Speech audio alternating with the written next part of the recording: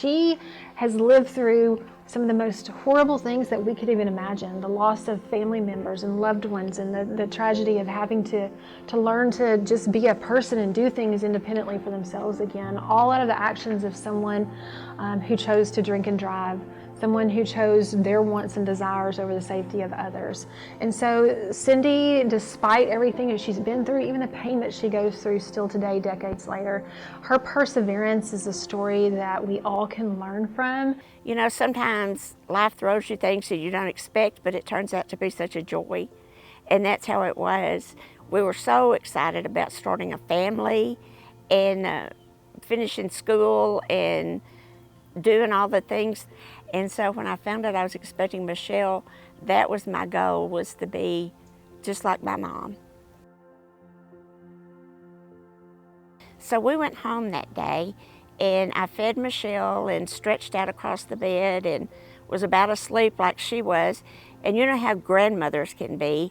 My nanny called and said, I fixed all your favorites, so y'all come out and have supper. The aunts and uncles and cousins were there. It was kind of a Thanksgiving feeling. And everybody had pictures made with Michelle. When we got in the car at my grandmother's house, Mama, of course, insisted on holding the baby, so she got in the back and was holding Michelle. Mike was driving, and I was in the front seat with him. We were kind of laughing at who's going to get up at 2 a.m. and with the baby, and who gets the next dirty diaper, and just silly things like that. And I was talking kind of to Mama over my shoulder, and I looked forward, and there was a lady stopped waiting to turn left onto Greenbrier Road. And we were still talking, and all of a sudden I felt Mike just slam his brake. A car was coming behind Miss Snyder. She had her wheels turned. So when he hit her from the back, it threw her directly into our path, and bam, we hit head on, and the car immediately erupted into fire and flames. Because I saw what was going to happen, I kind of straightened my legs out, and it accordion pleated my legs. You don't do that with bones, but because I had straightened it, they broke several places, and my femur ended up jamming. My right foot was cut off, and I was thrown up under the dashboard. Mike hit the steering wheel. He had a lot of internal injuries. He had to have his spleen taken out and some other things. Mama hit the back of the bucket seats. It broke her arms and it crushed her face. And I don't know what happened to the baby. She never cried, and I never lost consciousness. So in my heart, I want to think she was already dead before she started burning. I cannot stand the thought of my child being alive and being on fire.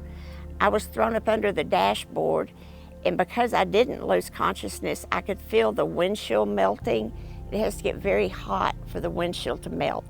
But I can remember ducking my head. I felt something hitting up here, and I thought it was blood, and I kept wiping it, but then the pain hit. It's kind of a delayed reaction for the pain, but the pain hit, and so I ducked my head and shielded my face up under the dashboard from the molten glass.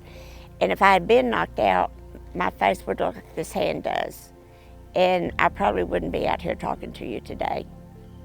My brother came up on the wreck, and he saw the wreck. He didn't realize it was us. The car was so engulfed in flames and fire, he couldn't identify us. But he had been an Eagle Scout and had a lot of first aid. He ran up and then realized it was us, and somehow had this burst of adrenaline and was able to get the car door open. And he came back and he got Mama out, or Mike out first, and then he got Mama out. And by then, I could remember thinking, I'm not supposed to be in hell.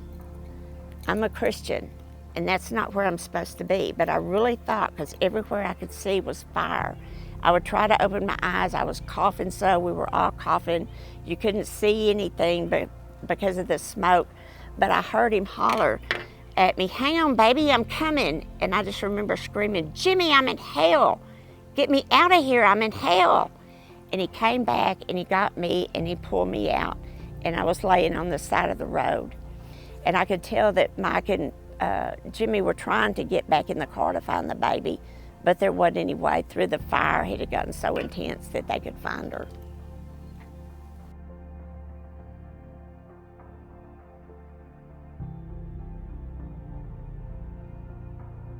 The afternoon of April 25th, John had been over to a friend's house and they had been working on a pickup with some other friends. He had 5 beers. He was less than a mile home and he thought he could make it that mile home. There was a man in the car with him, or in his pickup, and when we had the wreck, they both jumped out and ran away. They didn't try to help us get out. They didn't anything. He was sentenced to 3 years. He served less than 1 year and was a free man to go anywhere in the United States before I ever learned how to walk again. People don't think when they've had too much to drink. They think they can control themselves. They always think that they haven't had that much to drink, and because they've done it before, or I've done it so many times, so they think it's just going to be another time I'm not going to get caught, or I'm not going to have an accident, or I'm not going to hit anybody. But it catches up to them when they make that horrible mistake of drinking and driving, or that decision. They ruin lives, and they don't realize it until it's too late. You can't take it back once you do that, once you kill somebody. Just take the keys away if you have a friend that's drinking or on drugs or smoking pot or whatever, because how would you feel if you did this to somebody else?